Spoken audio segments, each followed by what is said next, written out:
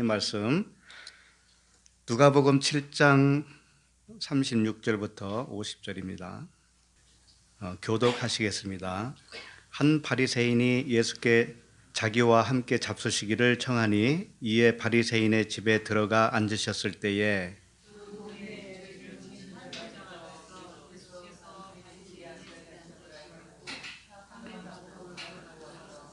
예수의 뒤로 그 발 곁에 서서 울며 눈물로 그 발을 적시고 자기 머리털로 닦고 그 발에 입 맞추고 향유를 부으니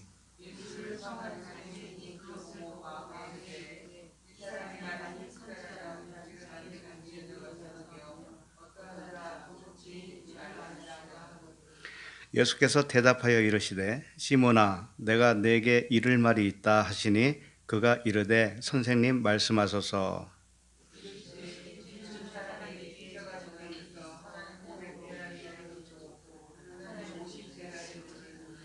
갚을 것이 없으므로 둘 다 탕감하여 주었으니 둘 중에 누가 그를 더 사랑하겠느냐.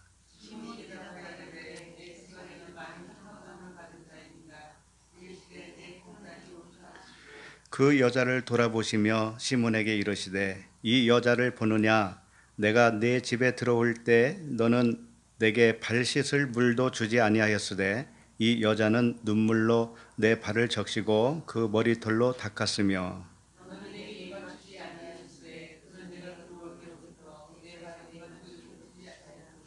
너는 내 머리에 감람유도 붓지 아니하였으되 그는 향유를 내 발에 부었느니라.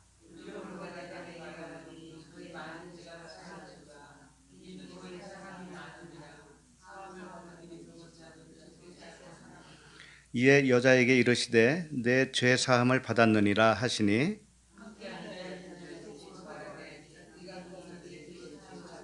다 같이 예수께서 여자에게 이르시되 내 믿음이 너를 구원하였으니 평안히 가라 하시니라. 아멘. 하나님 아버지 감사와 찬양을 드립니다. 영혼이 거듭나게 하시고 자라나게 하시고 안식에 이룰 수 있게 하신 아버지께 한 마음으로 찬양을 드립니다. 이 시간 한 여인이 옥합을 깨고 주님 발에 향유를 부은 이야기를 통해서 진리를 깨닫게 하여 주시옵소서. 진리 안에서 자유를 누릴 수 있게 하여 주시옵소서. 예수 그리스도 이름으로 기도합니다. 아멘. 오늘 말씀 제목은 향유 옥합입니다. 유명한 말씀이죠. 향유 옥합. 그리고 이 본문 말씀을 가지고 많은 부흥사들이 즐겨 사용하던 말씀이죠. 향유 옥합을 깨야 된다고 하면서. 향유 옥합 다 가져오셨어요?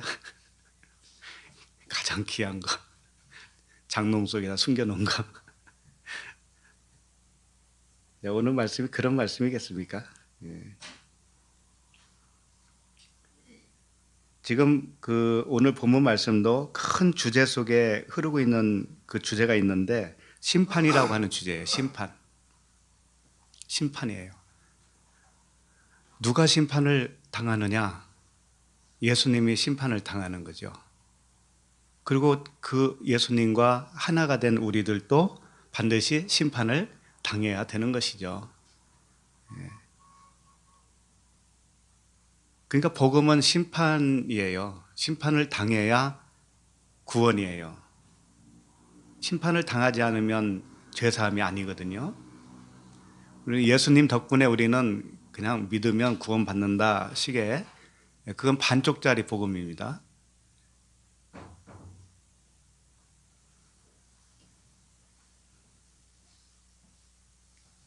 그래서 오늘도 이 말씀이 무지개 언약 측면에서 보면 다섯째 날에 속합니다. 다섯째 날. 다섯째 날은 요단강을 건너가는 거예요. 그리고 이제 마지막 시험 때라고 보면 돼요. 마지막 시험 때. 광야의 삶을 다 지나고 이제 마지막 관문으로 들어가는 그 때를 말하고 있죠. 그러니까 오늘 말씀은 그런 측면에서 보면 유익할 거예요. 그리고 여섯째 날까지 가는 거예요. 다섯째 날은 46절까지라고 하면 47절부터 끝절까지는 여섯째 날에 속합니다. 여섯째 날에 가면 평안히 가라 그러잖아요. 평안히 가라. 그게 이제 안식이에요. 안식이지만 일곱째 날이 남아있죠. 가나안의 안식이지만 일곱째 날 가야 진짜 안식이에요. 그것은 8장 1절부터 3절까지로 보고 있는 거예요. 그건 이제 다음 주에 하게 되겠지만요. 어쨌든 오늘 말씀 내용은 이런 거죠. 한 바리새인이, 어떤 바리새인이 자기 집에 예수님을 초대했어요. 식사 초대를 한 겁니다. 그런데 그 집에, 바리새인 집에 죄 지은 여인 한 분이 오셔요. 그분이 향유 옥합을 가지고 그 집에 왔습니다. 와서 무슨 일을 했느냐? 울면서 눈물로 예수님의 발을 적셔요. 그리고 머리털로 그 발을 닦아요. 그리고 그 발에, 예수님의 발에 향유를 부어요. 이상한 행동을 합니다. 근데 이 예수님이 여인의 그 행동을 보면서 그 여인이 어떤 행동을 한 것인가를 평가를 해줘요. 그 평가가 뭡니까? 빚탕감을 많이 받은 자는 많이 사랑하는 것이야. 그리고 빚탕감을 적게 받은 자는 적게 사랑하는 거야. 이런 말씀을 하셨잖아요. 그러니까 결론은 많이 탕감을 받은 자, 또 많이 사랑하게 된 자가 죄사함을 받은 것이다. 그래서 그 죄사함을 받은 여인에게 평안히 가라. 네 죄사함을 받았느니라. 그러잖아요. 오늘 스토리예요. 오늘 말씀을 통해서 어떤 메시지를 주시는가를 이제 한 절씩 보도록 하겠습니다. 겉으로 봤을 때는 그런 거잖아요. 그 여인처럼, 그 죄 지은 여인처럼 눈물로 회개했으니까 자기가 가진 것, 가장 값진 것, 전 재산을 가지고 와서 예수님께 다 쏟아 부었다 이거죠. 그러니까 여러분들도 가장 귀한 것이 무엇입니까? 그거 다 교회로 가져와서 쏟아 부으세요. 이렇게 할 수도 있잖아요. 그런 말씀 안 들으셨어요? 그렇게 많이 들었었어요, 옛날에.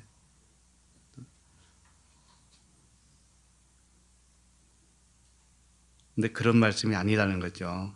자, 36절 보시겠습니다. 36절. 한 바리새인이 예수께 자기와 함께 잡수시기를 청하니 이에 바리새인의 집에 들어가 앉으셨을 때에, 이게 모든 일은 우리 안에서 일어나는 겁니다. 바리새인이 예수님을 집으로 초대했다라는 것은 우리로 말하면 예수님을 우리 안으로 초대한 것과도 같은 거예요. 그러니까 요한계시록에 이런 말씀을 하시잖아요. 요한계시록 3장 20절에 보면 볼지어다 내가 문 밖에서 서서 두드리노니 누구든지 내 음성을 듣고 문을 열면 내가 그에게로 들어가 그와 더불어 먹고 그는 나와 더불어 먹으리라. 본문의 스토리는 바리새인과 더불어 먹기 위하여 바리새인을 주님이 고쳐주시는 그런 말씀이라고 볼 수 있어요. 주님이 이 36절 이전에서 주님이 여러 가지 말씀을 해주셨잖아요. 그때 바리새인들이 와 있었어요. 그 중에 한 바리새인은 귀가 열린 거예요. 그러니까 예수님을 집으로 초대한 것이죠. 주님이 문 밖에서 두드리는 소리를 듣고 이제 깨닫게 되었다라는 거예요. 뭔가를 깨달았어요. 그래서 주님을 영접을 한 거죠. 내 안으로 영접을 했어요. 그렇다고 해서 그게 전부는 아니라는 거죠. 영접은 했지만 진리를 전부 다 안 건 아니라는 거죠. 그래서 이 죄인 된 여인을 통해서 바리새인을 교육시키는 거예요, 사실은. 이미 이 여인은 진리를 다 아는 여인으로 봐야 돼요. 그런 행동을 할 수 있다라는 것은. 그러니까 결국은 바리새인이 예수님을 통해서 고침을 받고 진리에 이르는 그런 이야기라고 볼 수가 있습니다. 자, 37절을 보실까요? 그 동네에 죄를 지은 한 여자가 있어 예수께서 바리새인의 집에 앉아 계심을 알고 향유 담은 옥합을 가지고 와서, 이렇게 되어 있어요. 자, 그 동네에 죄를 지은 한 여자가 있었다. 죄 지었다라고 하는 것은 죄 안 지은 사람은 없어요, 이 세상에.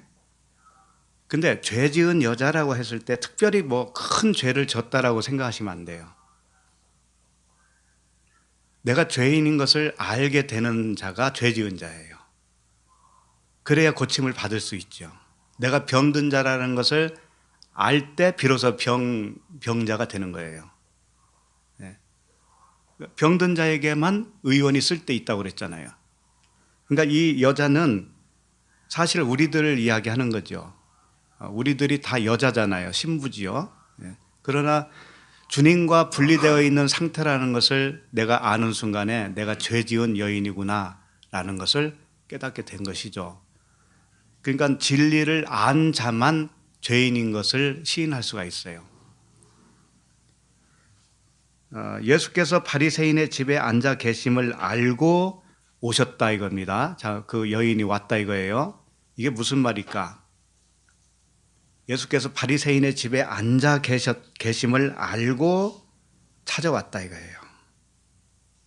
이 앉았다라고 하는 단어가 카타케이마이라고 하는 단어인데 비스듬히 누워 있는 것을 말하는 거예요. 성경에 보면은 많은 병자들 이야기가 나오죠. 이 병자들이 누워 있다라는 말을 많이 하잖아요. 누워 있다. 이 누워 있다라는 단어를 카타케이마이예요. 똑같은 단어예요. 그러니까 사실상 앉아 있다라고 표현을 했지만 누워 있다라고 표현하는 것이 더 정확한 거예요. 그럼 예수님이 누워 있다. 그럼 무슨 의미가 있을까요? 이건 뭐냐면 유대인의 그 밥 먹을 때 식탁에서 밥 먹을 때 하는 그 행동이 비스듬히 누워서 먹는다고 그래요. 잘 모르겠지만 어쨌든 그 요한이 마지막 만찬에서도 예수님 품에 이렇게 기대어 누워 있었잖아요. 그래서 비스듬히 누워서 먹는 그들의 풍습인 것 같아요. 근데 왜 그럴까? 왜 비스듬히 누워서 먹을까? 그리고 이 앉아있다라고 하는 단어가요, 원래는 예를 들어서 이런 거죠. 마태복음 5장 1절에 보면 예수께서 무리를 보시고 산에 올라가 앉으시니 이 단어가 있어요. 이 단어는 이 단어가 아니에요. 예수님이 앉았다라고 표현했는데 이 단어는 카디조라고 하는 단어거든요. 카디조. 그러니까 심판의 의미가 있다고 그랬죠. 앉았다라는 것은. 섰다라는 건 뭐예요? 섬김의 의미가 있다고 그랬죠. 마태복음 5장 1절에서 말하는 산에 올라가 앉았다라고 할 때 이 앉았다는 단어는 카디조예요. 그러니까 예수님이 바리새인 집에 가서 앉았다라는 단어하고는 다른 단어예요. 그러면 예수님이 바리새인 집에 가서 앉았다라는 것은 앉은 것이 아니고 비스듬히 누워 있는 거예요. 비스듬히. 그러니까 식사를 초대받았잖아요. 그러니까 식사하려고 비스듬히 누워 있는 상태를 말하는 거죠. 그럼 왜 식사할 때는 비스듬히 누워 있을까? 그리고 병든 자가 누워 있다라는 단어를 같이 쓸까? 밥상 교육이라고 하는 거 들어보셨어요? 밥상 교육.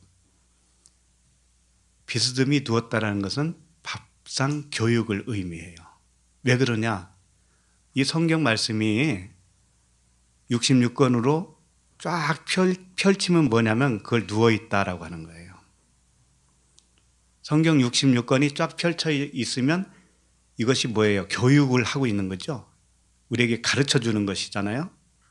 이 말씀으로 계속해서 그거 가르쳐 주는 상태를 밥상 교육이라고 해요.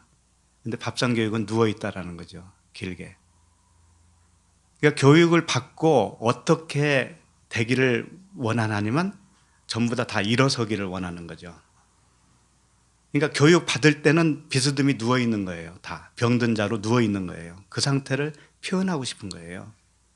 그렇게 해서 다 교육을 받고 진리에 이르면 이제 일어서는 겁니다. 일어선 자예요. 그래서 이 여인이 예수님이 바리새인 집에 비스듬히 누워 있다라는 것을 듣고서 그 집에 찾아온 거예요. 왜 찾아왔느냐? 그 밥상 교육에 교육용으로 오신 거예요. 온 거예요. 스스로 왔겠습니까? 주님이 불러서 왔지. 우리가 여기 스스로 온 것 같아요? 주님이 불러서 왔지. 그러니까 향유 담은 옥합을 가지고 와서 이제 그걸 가지고 뭔가를 하는 겁니다. 하는 거예요. 그러니까 밥상 교육을 하는 겁니다. 자, 그러면 향유라고 하는 것이 뭐냐 이거죠. 향유. 일단 향유. 향유는 미론 이렇게 되어 있는데 몰약을 의미합니다. 몰약. 몰약은 약이나 방부제를 의미해요. 방부제.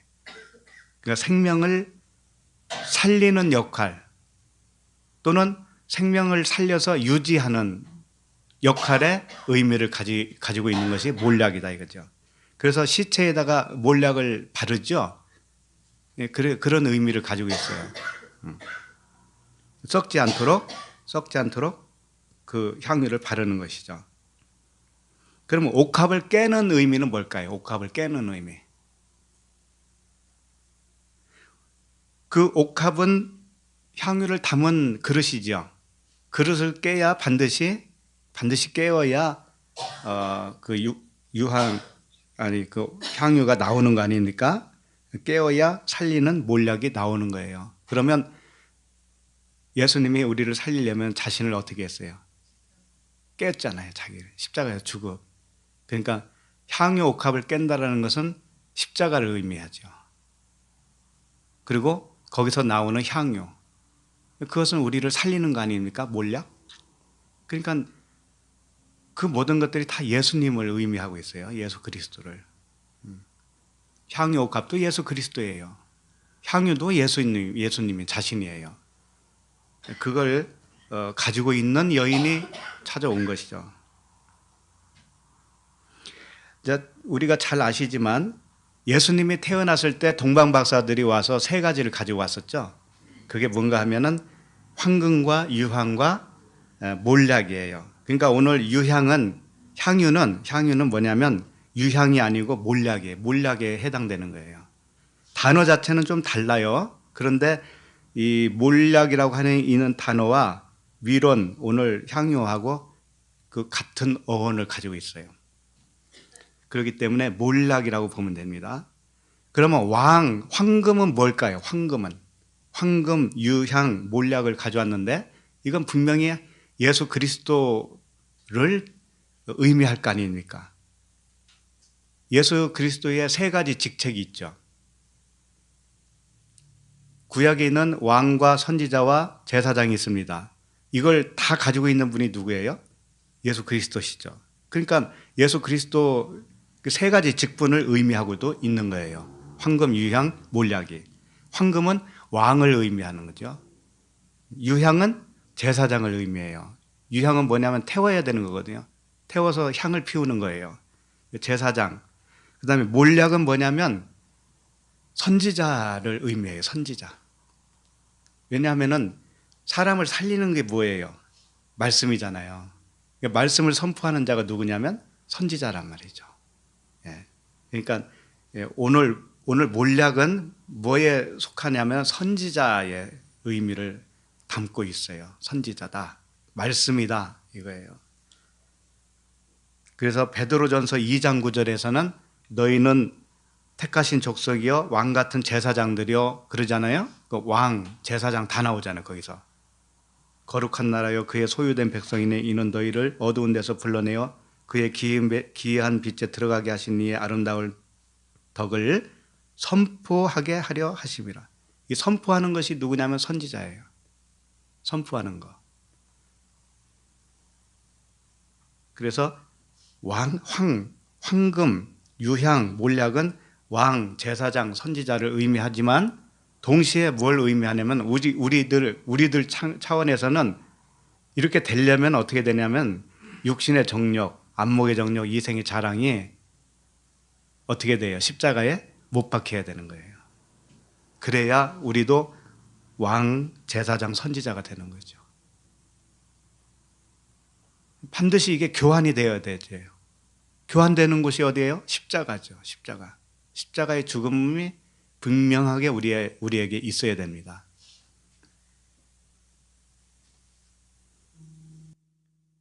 향유 옥합의 이야기가 이 성경에 다 있어요. 사복음서에. 그래서 사복음서에 다 나와요. 이 향유 옥합 이야기가 다 나오는데 면밀히 살펴보면 이 오늘 말씀은 누가복음이잖아요. 근데 누가복음 말고 마태, 마가, 요한복음은 오늘 누가복음과 같은 시간대, 같은 장소가 아니에요. 그걸 알 수가 있어요. 시간과 장소가 달라요. 그러니까 반드시 분명히 같은 사건인 것 같으면서도 다르다 이거죠. 다르다. 그러니까 두 번을 한 거예요. 두 번을. 여인의 옥합깬 그 향유를 부은 사건이 두 번 일어난 일이에요. 그것을 알 수가 있습니다. 첫째는 누가복음은 갈릴리 지방에서 일어났습니다. 지금 이게 갈릴리 지방이에요. 지금 현재. 그런데 마태복음, 마가복음, 요한복음에 나오는 향유 옥합 이야기는 베다니에서 일어난 일이에요. 베다니. 그래서 베다니는 지리적으로 보면 예루살렘과 가까워요. 예루살렘과 가까운 것이고 갈릴리 지역은 굉장히 많이 떨어져 있어요. 그러니까 이 사건은 똑같은 동일한 사건은 아니다. 성경에 두 번 일어난 일이다 라고 하는 거죠. 의도적으로 주님이 이렇게 하신 것 같아요. 똑같은 내용이지만 비슷한 내용이지만 두 번을 한 거예요. 두 번을. 자, 그러면 마태복음 26장 6절을 한번 보시겠어요? 마태복음에도 있고 마가복음에도 있고 요한복음에도 나옵니다. 그것을 좀 보려고 그래요. 마태복음 26장 6절. 마태복음 26장 6절에 보면 예수께서 베다니 나병 환자 시몬의 집에 계실 때에 이렇게 돼 있죠. 근데 오늘 누가복음에 보면은 바리새인이 초대를 한 거죠. 그리고 그 바리새인이 이름이 나와요. 시몬이라고 나와요. 시몬. 근데 시몬이라고 하는 이름은 똑같아요. 신기하잖아요. 그런데 마태복음에는 나병 환자, 문둥병 시몬의 집이에요. 그리고 마가복음에도 역시 마찬가지고 요한복음도 마찬가지예요. 자, 그러면 마태복음 26장 6절 예수께서 베다니 나병 환자 시몬의 집에 계실 때에 한 여자가 매우 귀한 향유 한 옥합을 가지고 나와서 식사하시는 예수의 머리에 부으니, 여기서는 예수님의 머리에 부었다라고 나와요. 머리에 부은 거예요. 제자들이 보고 분개하여 이르되 무슨 의도로 이것을 허비하느냐. 이것을 비싼 값에 팔아 가난한 자들에게 줄 수 있었겠도다 하거늘. 이 말씀도 자세히는 볼 필요는 없지만, 자, 향유 옥합을 예수님의 머리 위에 부었습니다. 굉장히 허비를 했죠. 비싼 거니까. 근데 그 제자들이 뭐라 하냐면 비싼 값에 팔아 가난한 자들에게 줄 수 있다라고 그러죠. 이걸 겉으로만 보면 어떻게 돼요? 진짜 그거 팔아서 가난한 자들을 도와주는 거잖아요. 근데 이걸 진리 측면에서 보면 어떻게 돼요? 얘네들이 한 말이 맞아요, 틀려요? 향유 옥합은 누구를 의미한다고 그랬어요? 예수님을 팔아야 되잖아요. 예수님이 죽으심으로 인해서 심령이 가난한 자들, 심령이 가난한 자들에게 그 진리로 오실 수가 있잖아요. 예, 그러니까 맞는 말을 한 거죠. 자, 그 다음에 10절. 예수께서 아시고 그들에게 이르시되 너희가 어찌하여 이 여자를 괴롭게 하느냐? 그가 내게 좋은 일을 하였느니라. 여자를 왜 괴롭게 하느냐? 그러니까 우리 생각에는 왜 여자가 하는 일을 왜 못마땅히 여기느냐? 이렇게 보이기 쉽잖아요? 근데 그게 아니에요. 여자는 괴로운 거잖아요. 괴로우니까는 예수님 보고 얼른 당신이 이 일을 행하시기를 바랍니다. 그거 아니에요. 그 과부가 원한을 갚아주세요 하면서 불의한 제사장에게 자주 가서 탄원했다고 그랬죠. 이게 괴로운 거 아닙니까, 그것이? 그렇죠. 그 상태가 괴로운 거잖아요. 이 여인은 그것을 의미하고 있다고요. 그러니까 주님이 얼른 죽어주시고 영으로 나에게 오셔야 네? 내가 이제는 평안할 수 있다 이거예요. 그것을 주님께 빨리 해달라고 탄원하는 것과도 같은 거예요, 이게. 그러니까 그렇게 완성이 되기까지는 괴로울 수밖에 없죠. 내게 좋은 일을 했다라는 거예요, 그것을. 주님은. 좋은 일을 했다. 나의 죽음을 재촉하는 것이 좋은 일이다. 라고 하는 거예요.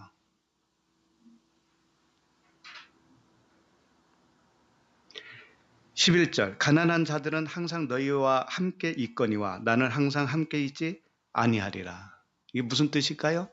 가난한 자들, 심령이 가난한 자들은 항상 있어요. 그런데 진짜 심령이 먼저 가난해 주신 분이 누구냐면 예수님이셔요. 그분은 장례를 치르셔야 돼요. 얼른 그분이 먼저 해주셔야 돼요. 그래서 그 다음 절 보세요. 이 여자가 내 몸에 이 향유를 부은 것은 내 장례를 위함이니라. 그러잖아요. 예수님의 장례를 위한 거다. 예수님이 십자가에 죽으셔야 한다는 것을 이 여인은 이미 알고 있었다 이겁니다. 진리를 안 거지요. 그래야 그분이 성령으로 나에게 오실 수 있으니까. 그렇다면 우리에게도 마찬가지예요. 우리 안에 예수님이 있다니까요. 그게 누굴까요? 무엇일까요? 내 생각이 예수예요. 내 생각이. 육적인 생각. 육적인 생각, 율법. 요것이 육신의 생각, 요게 죽어야 할 예수란 말이에요. 그러니까 사도 바울이 그러잖아요. 내가 육체와 함께 정욕과 탐심을 십자가에 못 박았느니라. 요거예요. 우리도 그걸 못 박아야 되는 거죠. 그걸 예수님이 해주시겠다니까요. 그러니까 그걸 우리 안에서 빨리 내가 당해야 되는 거예요. 내 안에 육체와 함께 그 정욕과 탐심이 십자가에 빨리 못 박혀야 돼. 빨리. 그렇게 되기까지는 괴로운 겁니다. 육체와 함께 그 정욕과 할 때 정욕은 파데마라는 단어인데 고통스럽다 그런 뜻이에요. 고통스럽다. 그 고통을 십자가에 못 박는다 이거죠. 고통스러운 거. 나로 살려고 하니까 고통스럽잖아요. 나로 살려고 하니까. 그걸 십자가에 못 박아야 돼요. 근데 십자가에 내가 못 박을 수 있는 것이 아니고 그분이 해주시겠다라는 거, 그분이. 그러니까 우리는 받아들이기만 하면 되는 거예요. 받아들이만. 이미 못 박았는데 너 왜 그래? 이런 거예요, 하나님은. 이미 이루어 놨다니까? 너 왜 안 받아들이고 그대로 있니? 항상 그 말씀으로 다가오시는 거예요, 우리에게. 그러니까 우리는 받아들이는 데에 그 열쇠예요, 열쇠. 받아들이기만 하면 되는 거예요. 내 장래를 위하여 했다. 이것이 다른 거 아니고 내 장래를 위한 것이다. 이렇게 표현을 해주시는 거죠. 13절 보면 내가 진실로 너에게 이르노니 온 천하에 어디서든지 이 복음이 전파되는 곳에서는 이 여자가 행한 일도 말하여 그를 기억하리라 하시니라. 주님이 우리에게 부탁한 것이 있다면 바로 요거예요. 이 여자가 행한 일도 말하여 그를 기억하라는 거죠. 그러니까 어떤 기념일을 지키는 것이 중요한 것이 아니고 정말 기억해야 할 것은 이 여자가 행한 일이다 이거죠. 십자가의 죽음이라는 거예요. 주님을 장례하는, 내가 그리스도와 함께 십자가에 못 박는 그 행위를 이 여인을 통해서 했으니 이것을 기억하라 이거죠. 이것을. 성탄절, 뭐 부활절 이런 거 안 해도 좋아요. 근데 기억해야 할 것이 뭐예요? 여자가 행한 일, 향유 옥합을 깬 거, 그리스도와 함께 십자가에 못 박은 일, 이걸 기억하라는 거죠. 그러니까 14절에 재미있는 이야기가 나오죠. 그때의 12 중에 하나인 가룟 유다라 하는 자가 대제사장들에게 가서 말하되, 이제 가룟 유다가 무언가를 합니다. 15절. 내가 예수를 너희에게 넘겨주리니 얼마나 주려느냐 하니 그들이 은 30을 달아주거늘. 이 말씀이 여기서 이어지잖아요, 지금. 향유 옥합 이야기와 가룟 유다 이야기가 이렇게 이어지고 있어요. 이게 무슨 의미를 가지고 있는지 알겠어요? 향유 옥합을 깨어서 주님 장례를 재촉한 거, 이 사건은 가룟 유다가 예수님을 파는 사건과 틀리다 같다. 같은 거예요. 은 30이라고 그러죠? 은 30. 그런데 이 향유 옥합이 값이 얼마인지 아세요? 얼마인지 아세요? 300데나리온, 300데나리온.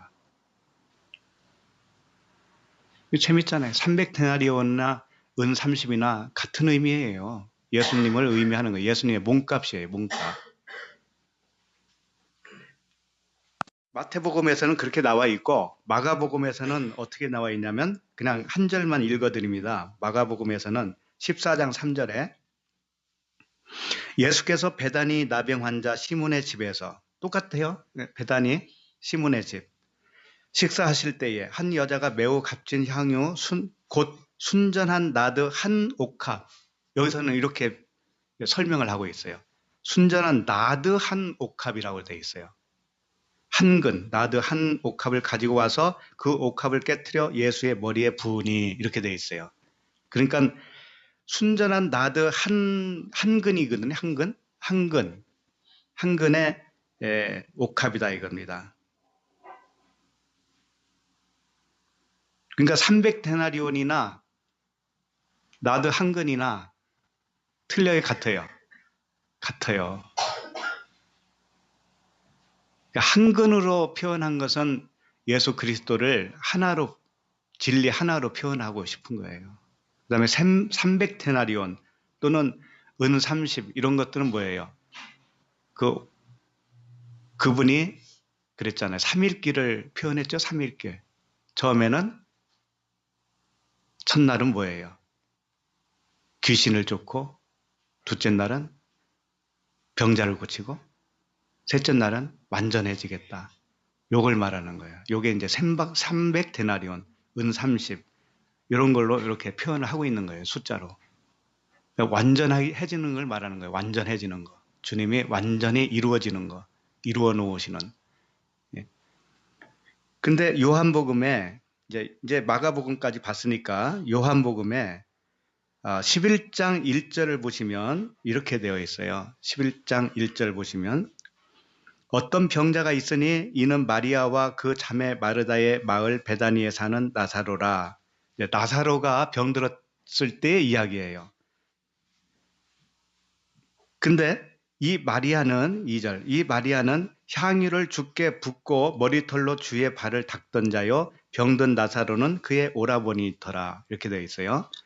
자, 향유를 주께 붓고 머리털로 주의 발을 닦던 자, 이게 전에 했었다라는 거죠. 그렇죠? 근데 그게 마리아라는 겁니다. 그런데 12장으로 가면 이 마리아가 이 일을 또 해요. 12장 1절에 보면 6월절 엿새 전에 예수께서 베다니에 이르시니, 여기 베다니죠? 베다니에 이르시니 이곳은 예수께서 죽은 자 가운데서 살리신 나사로가 있는 곳이다. 나사로의 집이 아닙니다. 나사로가 있는 곳이다 이거예요. 거기서 예수를 위하여 잔치할세 마르다는 일을 하고 나사로는 예수와 함께 앉은 자 중에 있더라. 마리아는 지극히 비싼 향유 곧 순전한 나드 한 근을 가져다가, 여기 또 나오죠? 가져다가 예수의 발에 붓고 자기 머리털로 그의 발을 닦으니 향유 냄새가 집에 가득하더라. 11절에서 뭐라 하냐면 전에 그 향유를 붓고 머리털로 발을 닦았던 여인이 마리아인데 12장에 와서 또 한다니까는요. 그러니까 두 번 한 거죠. 그러니까 오늘 누가복음에 나오는 그 여인은 누구라고 추정할 수 있어요. 마리아라고 추정할 수가 있고 첫 번째 했던 그 행동으로 볼 수가 있죠. 그러니까 두 번 했다라는 거, 두 번.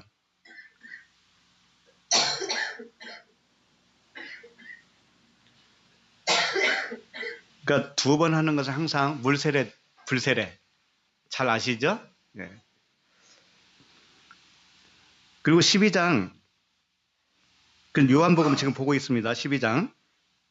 4절을 보면 제자 중 하나로서 예수를 잡아줄 가룟 유다가 말하되, 유다가 여기서 계속 이어서 나오잖아요. 또 이 향유를 어찌하여 300데나리온에 팔아 가난한 자들에게 주지 아니하였느냐 하니, 300데나리온이라는 가격이 나왔죠. 300데나리온에 팔아 가난한 자들에게 주지 아니하였느냐. 그런데 사실은 예수님에게 부은 향유는 가난한 자에게 주기 위해서 부은 거죠. 예수님이 죽으셔야 진짜 가난한 자들에게 생명을 주실 수 있는 거잖아요. 그러니까 다 같은 의미라고요. 그리고 나서 6절에 이렇게 말하면 가난한 자들을 생각함이 아니요 그는 도둑이라 돈꾀를 맞고 거기 넣는 것을 훔쳐감이로라. 자, 이 말씀도 진리입니다. 왜냐하면 돈꾀를 맡았다고 그랬는데 돈꾀가 뭐예요? 돈이 뭐예요? 우리의 육신의 생각이 돈이에요. 네? 우리의 육신의 생각. 그걸 다 모아서 가져가시는 분이 누구예요? 예? 예수님이잖아요. 예수님이 그걸 어떻게 하는 거예요? 훔쳐가는 거 아닙니까? 네. 나의 생각을 주님이 훔쳐가시는 거예요. 훔쳐가지 않았으면 우리는 어떻게 돼요? 죄사함도 없고 진리에 이를 수도 없어요. 평안할 수도 없어요. 그거 아닙니까? 그거 훔쳐가야 좋은 거 아니에요? 그걸 가룟 유다를 통해서 비유적으로 표현해주고 있는 거예요. 자, 그 다음에 7절. 예수께서 이르시되 그를 가만두라. 나의 장례할 날을 위하여 그것을 간직하게 하라. 나의 장례한 날을 위해서 간직하게 하라 이거죠. 향유 옥합 붓는 일이나 가룟 유다가 돈깨를 훔쳐가는 것이나 예수님이 십자가에서 죽으시는 일이나 다 같은 말씀이에요. 같은 진리의 말씀이라고요. 8절에도 가난한 자들은 항상 너희와 함께 있거니와 나는 항상 있지 아니하리라 하시니라. 가난한 자들은 항상 있어요. 그러니까 그 가난한 자들을 돈으로 도와주라 이런 의미가 아니라 그 가난한 자들을 너희들이 도와야 될 것이고 너희들이 도우려면 너희들에게 진리가 있어야 되잖아. 그러니까 내가 먼저 어떻게 해야 되는 거예요? 장례를 당해야 된다. 나는 너희와 항상 함께 있을 수가 없어. 나는 죽어야 할 일을 위해서 여기에 왔거든. 그 말씀이죠. 자, 여기까지 대충 그 향유 옥합이 하는 일, 그 여인의 하는 일을 이제 알 수 있겠죠. 네. 그러면 이제 본문으로 다시 돌아갑니다. 누가복음. 네, 누가복음으로 가서 이 누가복음은 그래도 조금 더 아주 섬세하게 기록을 해놨어요. 섬세하게. 그래서 우리도 섬세하게 봐야 되잖아요. 38절을 보시겠습니다. 38절. 그 여인이 바리새인 집에 왔는데, 자, 38절. 예수의 뒤로 그 발 곁에 서서 울며 눈물로 그 발을 적시고 자기 머리털로 닦고 그 발에 입 맞추고 향유를 부으니. 자, 그 여인의 행동을 좀 보면 예수의 뒤로 갔습니다. 일단 예수님의 뒤로 갔어요. 뒤로 그 발 곁에 서서 이렇게 되어 있죠. 이게 무슨 의미를 띠고 있을까요? 예수님의 뒤로 갔다. 그 발 곁에 섰다. 예수님을 앞세우는 모습이지 않아요? 네? 예수님 뒤에 갔으니까 예수님이 앞세우고 예수님이 먼저 어떻게 해야 된다는 거죠? 죽어주셔야 되겠습니다. 이거잖아요. 네? 나는 예수의 뒤를 따르는 자입니다. 이거죠. 여인의 행동은 예수님의 장래를 위한 것이다. 예수님의 죽으심을 통해서 내가 살 수 있습니다. 이런 의미를 띠고 있지요. 그러나 서 있다고 그랬습니다. 그 발 곁에 서서 그랬어요. 히스테미. 섰다 이거예요. 히스테미. 그러니까 지금 이렇게 하고 있는 것 자체가 이 여인은 진리로 서 있는 모습이에요. 요 자체가. 그러니까 우리들도 주님, 내가 십자가에서 주님과 함께 못 박힌 것을 제가 받아들입니다. 이렇게 고백을 한다면 이미 진리에 서 있는 자예요. 자, 그 다음에 여인의 행동은 이상하게 예수님의 발에 집중되어 있어요. 발에 집중되어 있어요. 발에 뭘 해요? 눈물을 흘리고 머리털로 닦고 향유를 붓잖아요. 발에 집중되어 있어요. 이상하게. 그래서 이 발이라고 하는 의미를 좀 그동안에도 했지만 발의 의미를 좀 알아야 돼. 발. 이 발은 이 헬라어잖아요. 지금 신약이니까 푸스라고 되어 있어요. 푸스. 그리고 히브리어로는 구약에서 히브리어로는 레겔이라는 단어예요. 레겔. 그러니까 푸스, 레겔. 이건 뭐냐면 발바닥, 뭐 뒤꿈치, 발걸음, 뭐 다리 이렇게 다 사용을 해요. 이 단어들이. 그리고 히브리어로 레겔이라고 하는 단어는 발, 다리 똑같은 의미로 사용을 해요. 그런데 이 생식기를 은유로 사용할 때도 있어요. 이 발을 갖다가. 그러니까 다리 사이에서 아들이 나온다라든지 이런 식으로 은유적으로 표현을 해요. 그러니까 이 발은 어떤 생명이 낳는 생명을 의미하겠죠. 그러니까 우리가 이 몸에 백체가 있지만 통틀어서 뭐라고 그래요? 몸이라고 그러잖아요. 그와 같이 하나님의 말씀도 하나님은 영이시고 그 하나님 영이신 하나님은 말씀이라고 그랬잖아요. 말씀. 그러니까 말씀이라고 하는 몸은 변함이 없어요. 그러나 발이라든지 눈이라든지 이렇게 따로 표현할 때가 있다 이거예요. 그러나 그것은 하나님의 말씀이에요. 어떻게 하든지 하나님의 말씀을 의미해요.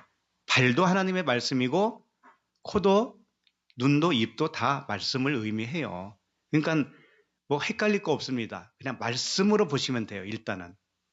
발도 말씀이에요. 그런데 발의 상징은 뭘 의미하고 있냐면 땅을 딛고 있잖아요. 발이.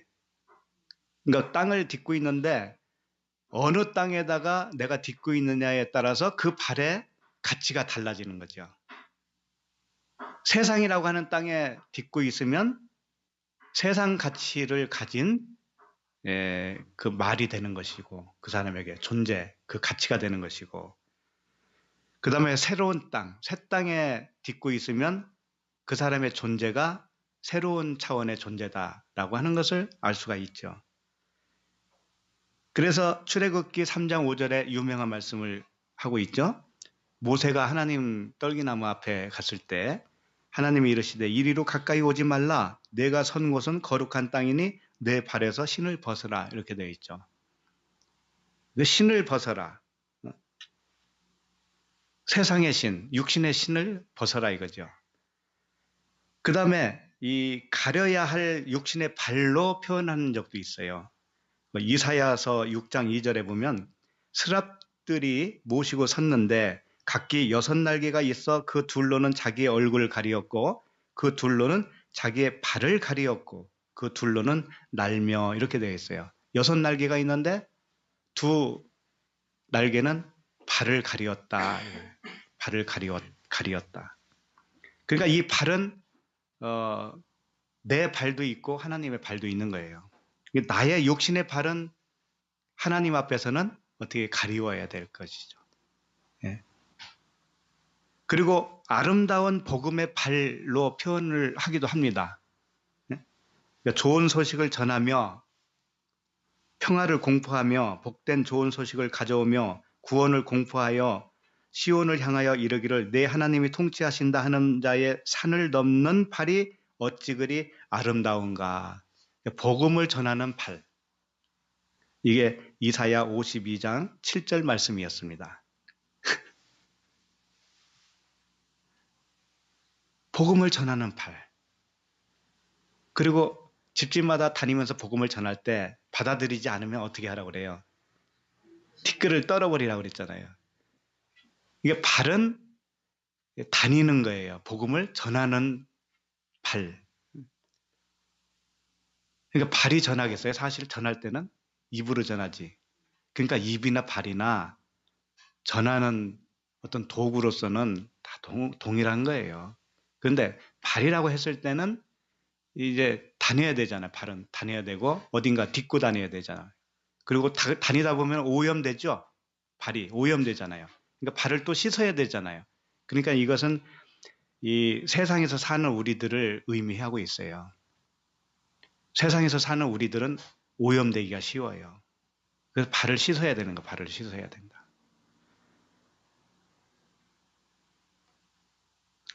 그리고 발은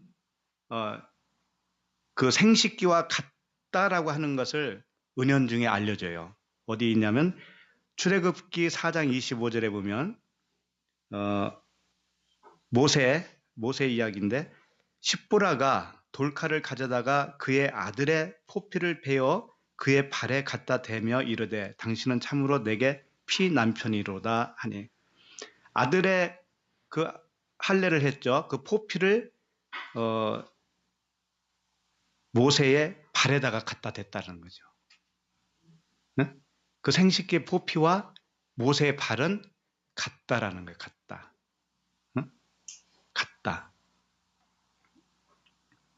그리고 이사야 7장 20절에는 이런 말이 있습니다.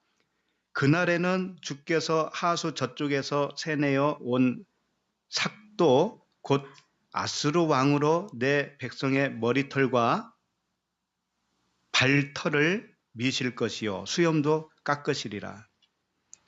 자, 하수 저쪽에서 오는 그 아스루 왕이 있는데 아스루 왕을 통해서 너희들의 머리털을 밀 거야. 이런 얘기예요. 그리고 발털도 밀 거야. 또 수염도 깎을 거야. 이런 말씀을 했거든요. 그러면 머리털이 뭐고 발털이 뭐고 수염이 뭐겠어요? 이게 다 같은 의미거든요. 너희들의 생각, 율법의 생각, 육신의 생각, 이것을 털이라고 하는 거예요. 털. 세례 요한이 약대 털을 입었던 것 같이 그 털은 율법을 의미하는 거예요. 율법. 그러니까 다리의 털이라고 했을 때 이 요게 네겔이라고 하는 단어인데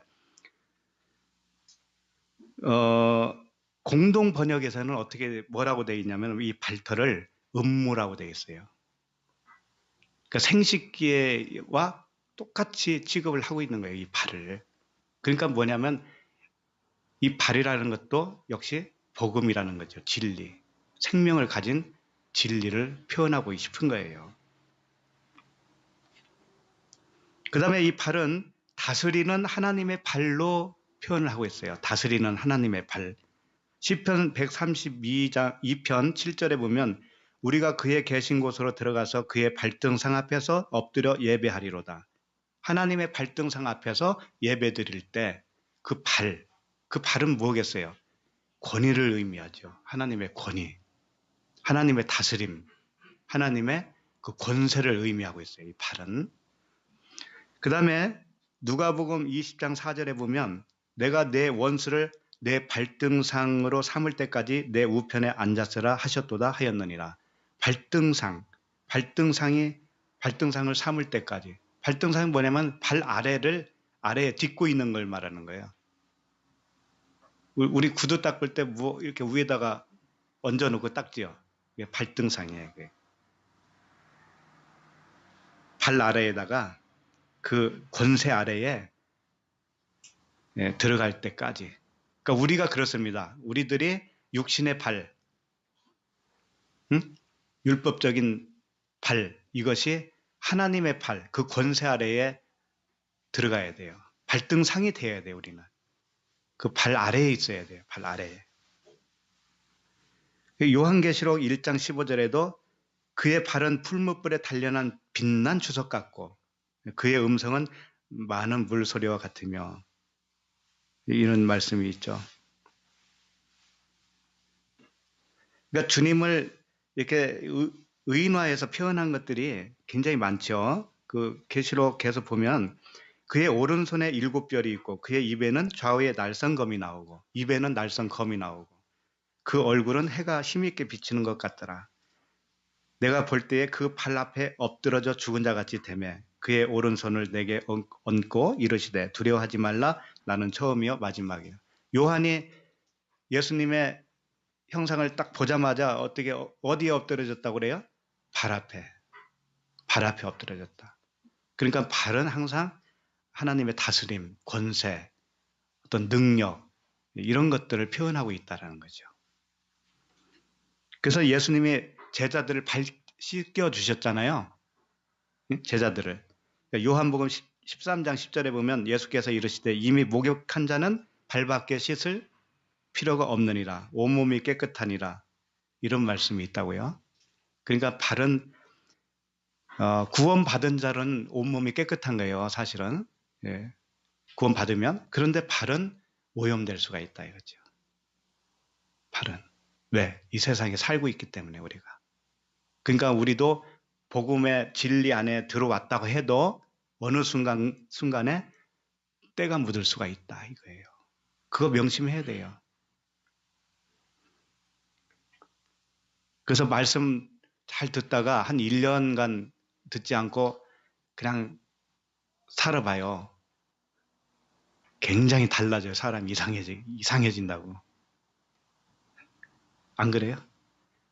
매일같이 주님 앞에 말씀 읽고 묵상하고 말씀 듣고 하는 사람과 안 하는 사람의 차이가 엄청나다니까요. 그리고 그 요한복음 13장 14절에 내가 주와 또는 선생이 되어 너희 발을 씻었으니 너희도 서로 발을 씻어주는 것이 옳으니라. 서로 발을 씻어주라는 거죠. 그게 무슨 의미일까요? 서로 발을 씻어주라. 진리로 서로 일깨워주라 그런 얘기 아니겠어요? 너 그렇게 살면 안 돼. 그런 거 아니에요?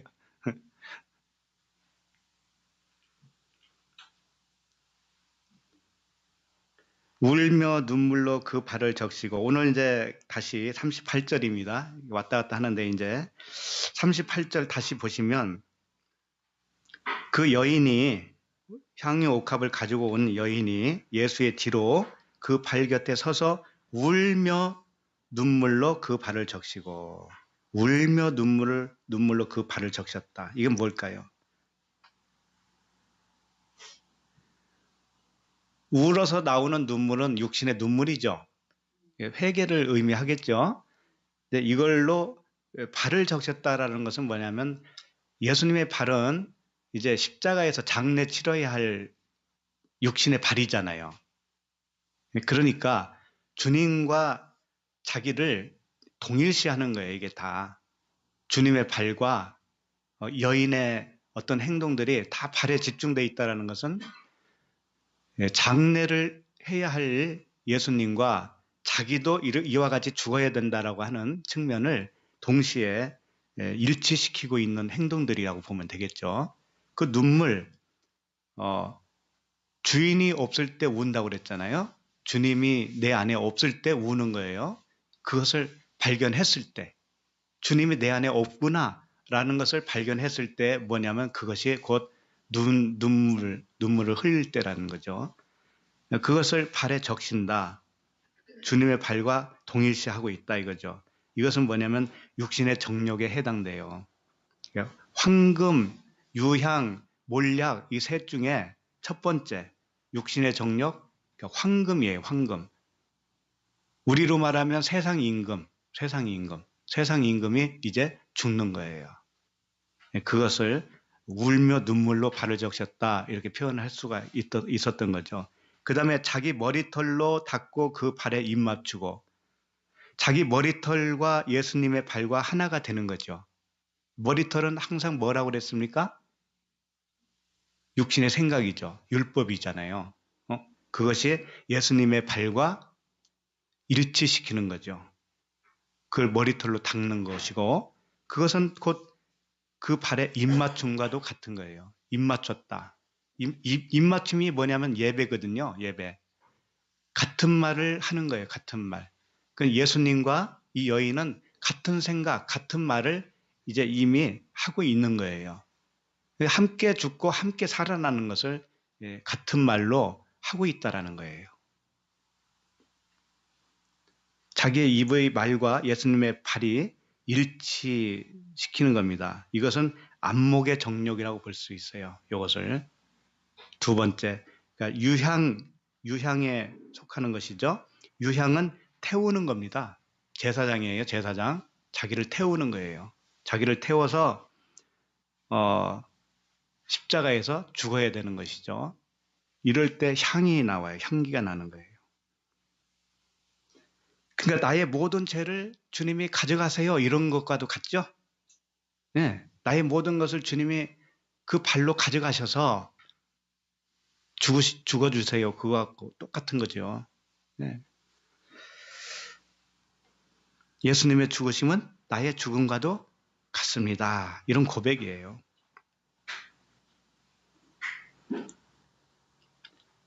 잠시 요한복음 13장 4절에 보면 제가 읽어드립니다. 잘 아시는 내용이니까.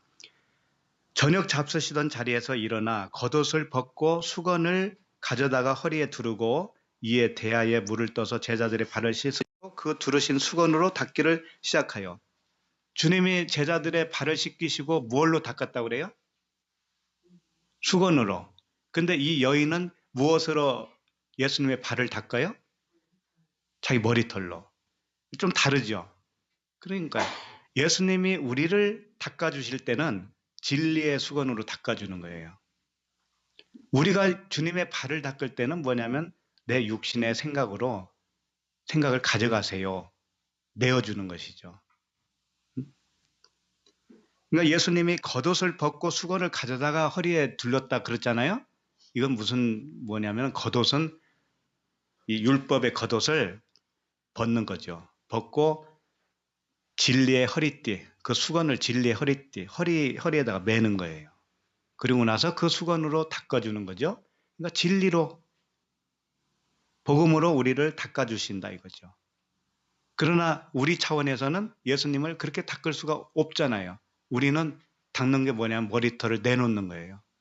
육신의 생각을 내놓는 것이 우리로서는 그분의 발을 닦아주는 거라고요. 그분과 함께 죽는 거죠, 우리는.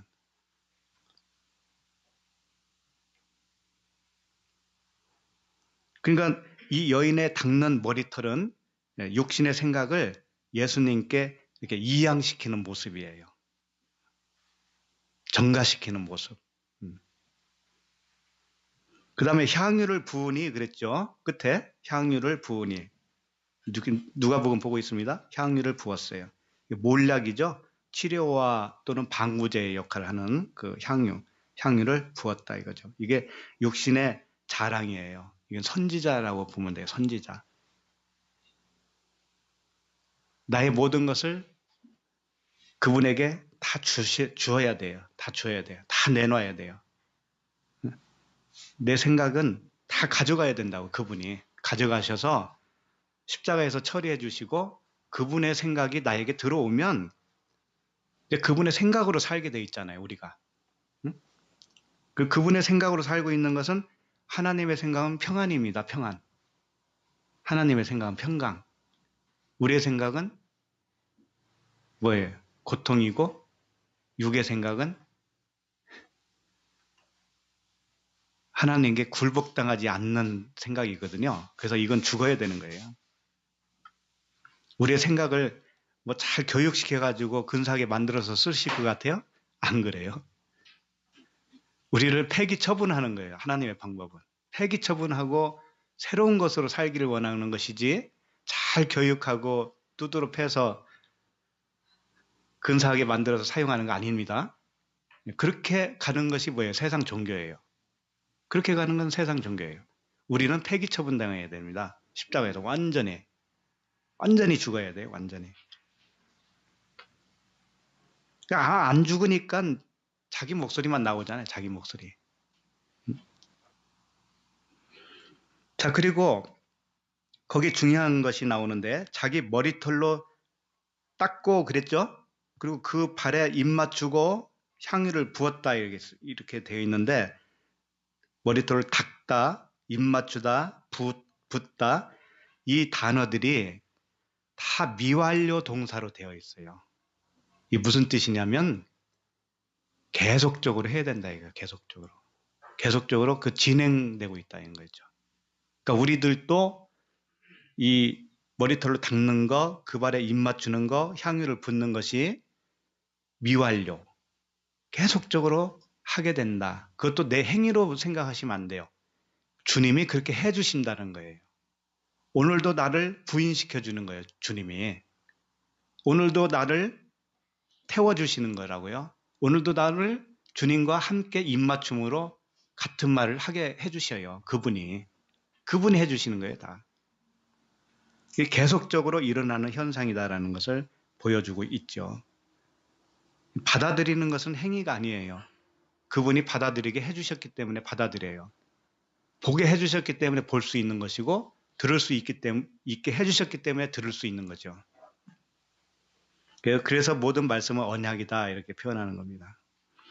39절 보시겠습니다. 예수를 청한 바리새인이 그것을 보고 마음에 이르되, 자, 바리새인이 그 여인이 하는 것을 가만히 봤겠죠. 이 사람이 만일 선지자라면 자기를 만지는 이 여자가 누구며 어떠한 자, 곧 죄인인 줄을 알았으리라 하거늘. 이렇게 바리새인은 지금 하나씩 배워가고 있는 중입니다. 그래서 예수님을 처음에는 선생이라고 봤어요. 지금도 마찬가지예요. 여기서는. 그런데 저분이 만약 선지자라면 어떨까? 여기까지 이제 발전한 거죠. 만약에 선지자였으면 저 여인이 죄인이라는 것을 알 텐데, 죄인이라는 것을 알면 저렇게 못하게 할 텐데, 이런 생각을 한 거죠. 저 여인이 하는 행동이 이상한데 말이야. 예수님이 선지자라면 저거 제지했을 것 같은데, 이렇게 생각을 한 거예요.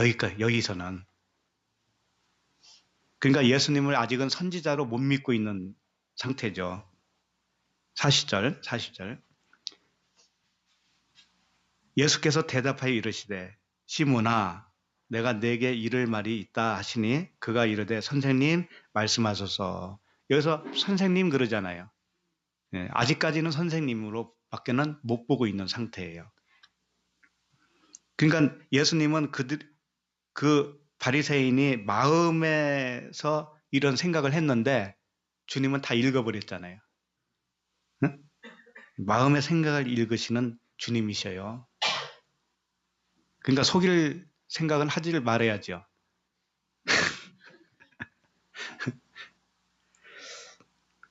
자, 40절 다시 보면 예수께서 대답하여 이르시되, 시몬아, 내가 네게 이를 말이 있다. 이 시몬이 바리새인의 이름이에요. 아까 베다니에서도 문둥병자 시몬, 거기서도 시몬이에요. 이상하게. 근데 같은 사건은 아니다 이거죠. 장소가 다르기 때문에. 시몬은 들음이라는 뜻이에요. 들음. 너 들어라 이런 얘기예요. 바리새인아, 너 들어라. 너 들으면 이 여인과 같은 차원의 진리의 사람이 될 거야. 네, 이런 의미가 담겨 있어요. 이거 선생님, 디다스 칼로스거든요. 아직은 예수님을 선생님으로 보는 거죠. 자, 41절. 이르시되, 빚 주는 사람에게 빚진 자가 둘이 있어 하나는 500데나리온을 졌고 하나는 50데나리온을 졌는데, 자, 이 말씀은 뭐냐면 이 두 사람을 의미하고 있잖아요.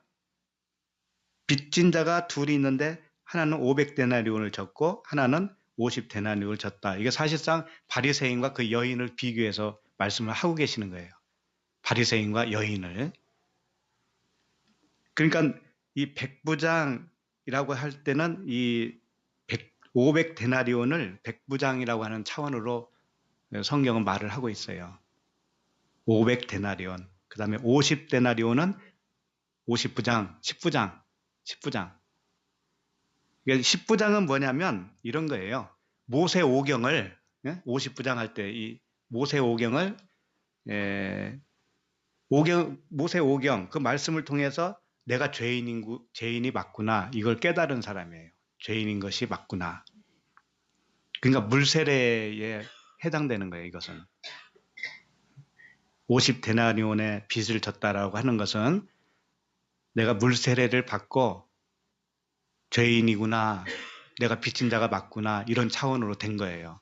그런데 더 큰 빚진 자, 500데나리온의 빚진 자로 발각된 사람은 뭐냐면 거기서 더 나간 겁니다. 네? 광야 생활을 더 해보니까 내가 더 큰 죄인이라는 걸 안 거예요. 사도 바울이 뭐예요? 처음에는 사도 중에 작은 자라고 그러고, 그 다음에는 성도 중에 작은 자라고 그러죠. 그 다음에 죄인 중에 괴수라고 그러잖아요. 이렇게 가면 갈수록 내가 더 큰 죄인이라는 것을 발견한 자가 더 큰 빚진 자가 되는 거 아닙니까?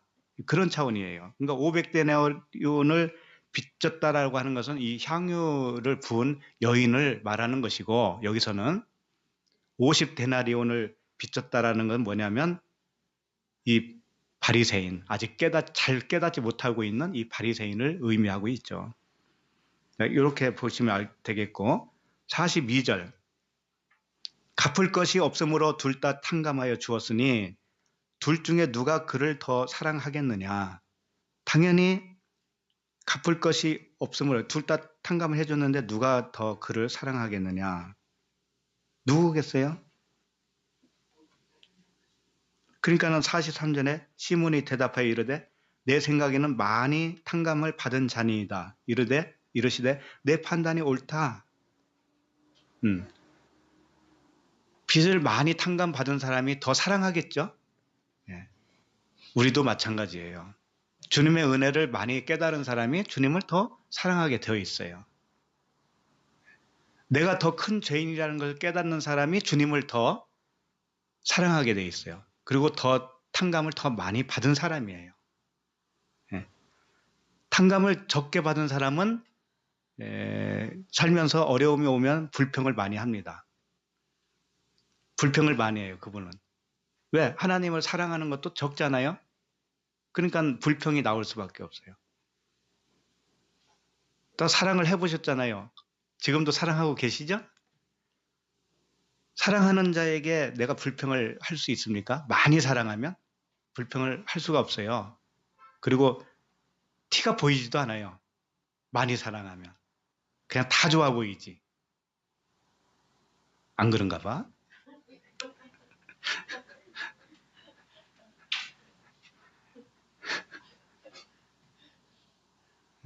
눈이라도 빼주고 싶잖아요.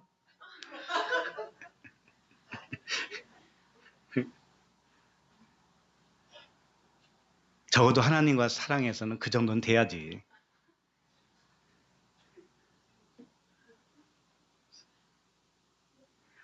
그러니까 하나님은 그런 거예요. 하나님에게는 모든 걸 다 있습니다. 우리에게 모든 걸 다 주시고 싶어 해요. 그런데 우리는 하나님 자신을 사랑하지 않아요. 하나님에게 있는 그 무엇을 사랑한다니까. 그 떨어지는 콩고물. 그걸 원해요, 사람은. 근데 하나님은 그걸 주고 싶기도 해요. 그런데 하나님 자신을 사랑할 때까지 안 줘요. 그걸 아셔야 돼. 하나님 자신을 사랑할 때까지. 우리는 하나님 한 분이면 됩니다. 아버지 한 분이면 됩니다. 주님만 있으면 됩니다. 이렇게 되기를 바라시어요, 그분은. 44절. 그 여자를 돌아보시며 시몬에게 이르시되 이 여자를 보느냐? 내가 내 집에 들어올 때 너는 내게 발 씻을 물도 주지 아니하였으되 이 여자는 눈물로 내 발을 적시고 내 머리털로 닦았으며. 너는 내게 발 씻을 물도 주지 아니하였다라고 하는 것은 뭐냐면 그에게는 발 씻을 물이 없다라는 것과도 같죠? 그러면 탕감을 적게 받았다는 얘기예요.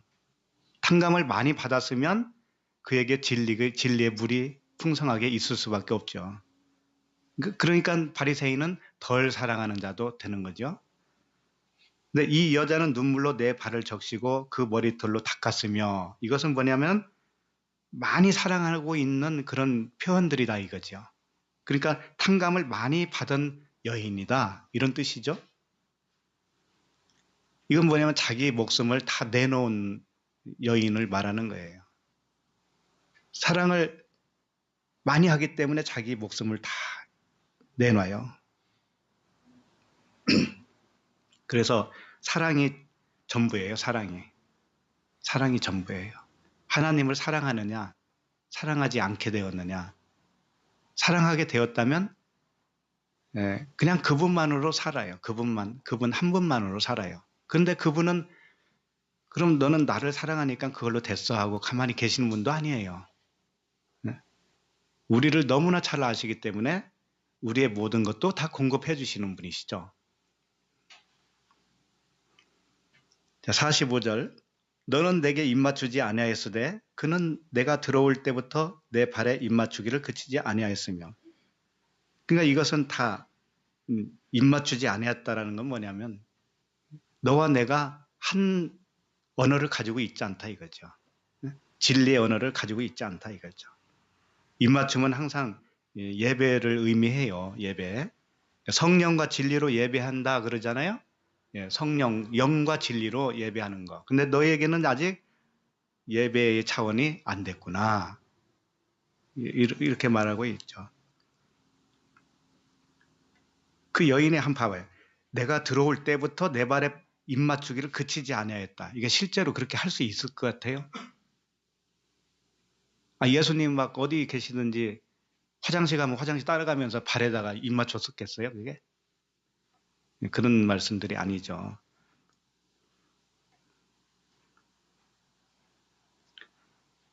하나님 마음으로 하나된 자를 의미해요. 하나님 마음으로 하나된 자, 그분과 하나된 자, 연합된 자.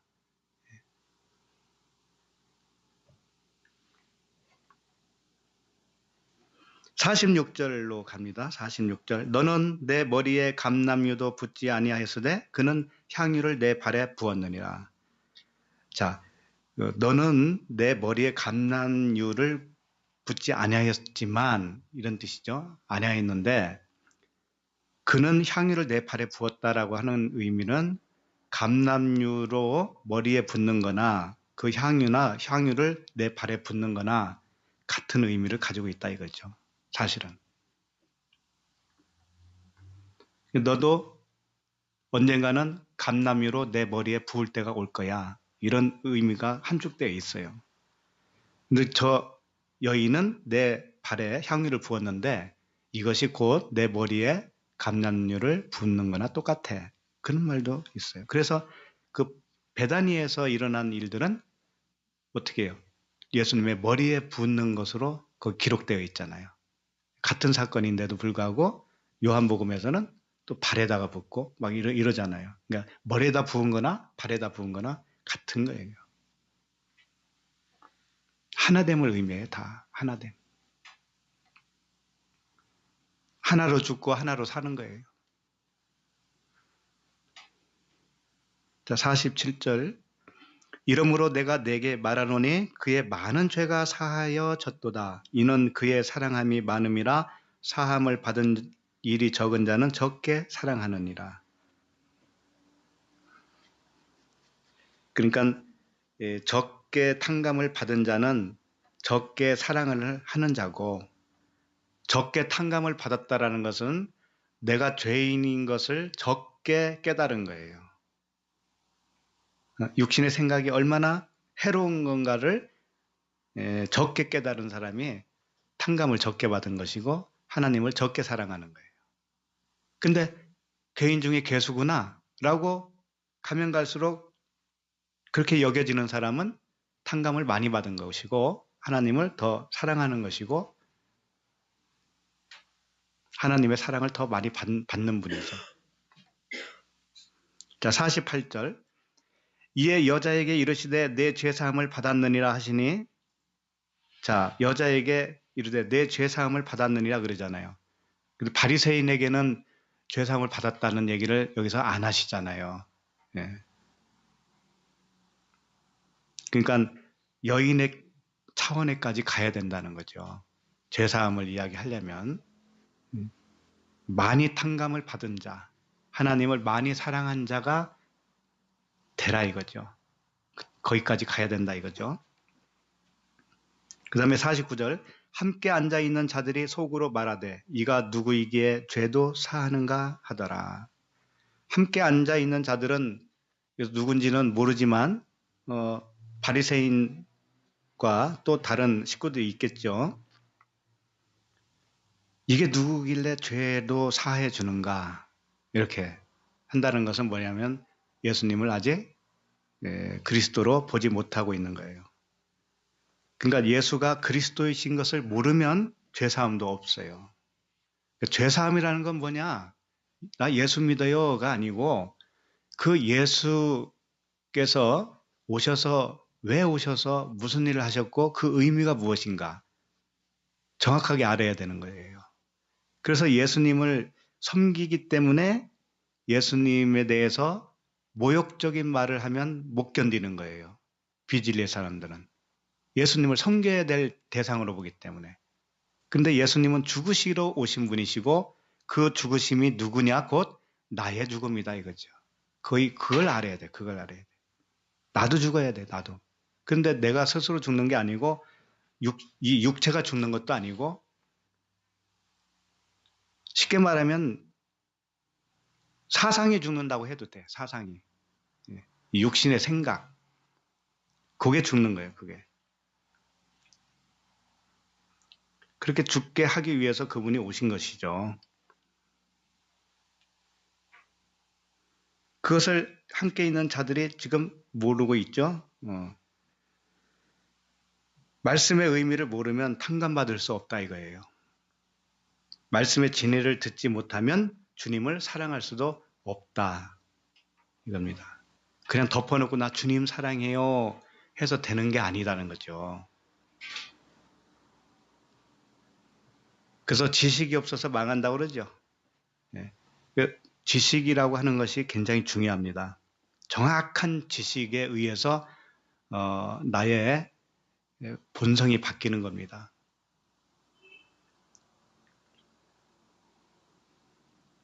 (50절) 예수께서 여자에게 이르시되 내 믿음이 너를 구원하였으니 평안히 가라 하시니라. 내 믿음이 너를 구원하였다. 이건 뭐냐면 언뜻 보면 우리의 믿음으로 구원받는구나 이렇게 또 말할 수가 있습니다. 근데 여기에 내 믿음 할 때 이 너 이게 소유격으로 되어 있어요. 소유격으로 되어 있다는 의미는 뭐냐면 네가 소유하게 된 그 믿음으로 이렇게 되는 거죠. 원래 나에게 있는 믿음이 아니고 외부에서 들어온 그 믿음. 주님이 주었기 때문에 주님으로부터 소유한 그 믿음. 그 믿음이 너를 구원하였구나. 이런 말씀이에요. 덮어놓고 예수 잘 믿으면 돼. 이런 게 아니에요. 내용으로서 믿음이 들어온 거. 그리스도의 말씀을 통해서 나에게 들어온 그 믿음. 그 믿음이 나에게 소유가 된 것. 이 믿음이 너를 구원하였구나. 너를 구원하였다. 이런 것입니다. 그래서 평안히 가라. 에이레네. 그게 평안이 되는 겁니다. 그래서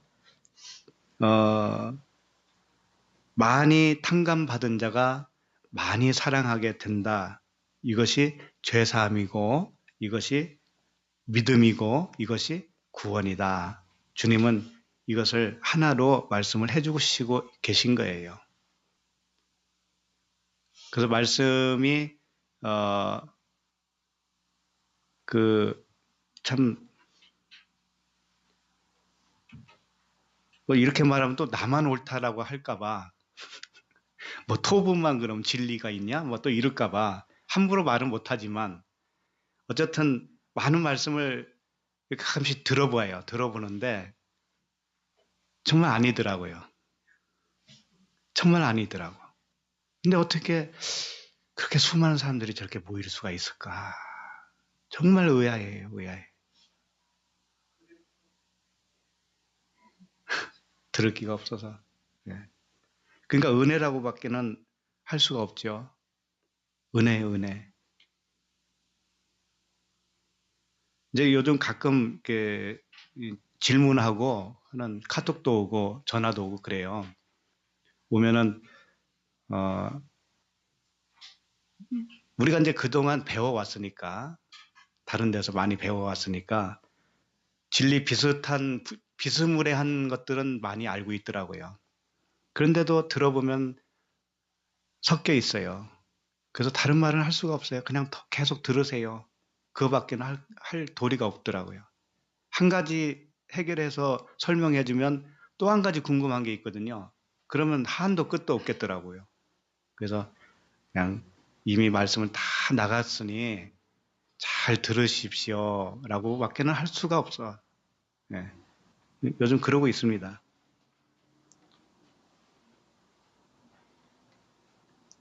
그래서 정말 복음을 듣는 사람들은 또 복음을 전파하는 이 교회는 부흥이 잘 안 돼요. 양적인 부흥이 잘 안 돼요.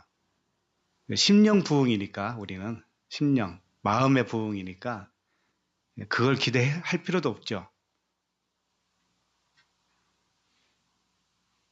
근데 안타까운 것은 그렇지 않는 반대편에서는 너무나 북적거리고 너무나 그 말도 안 되는 그런 곳을 향해서 달려가니까는 참 마음이 아프더라고요.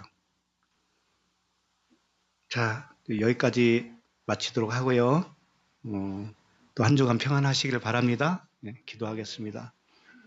하나님 아버지 은혜와 사랑을 감사합니다. 오늘 향유 옥합을 깨웠던 이 여인을 통해서 주님과 하나됨과 그 죄사함에 또한 믿음과 사랑이 무엇인가를 배우게 하시니 감사합니다.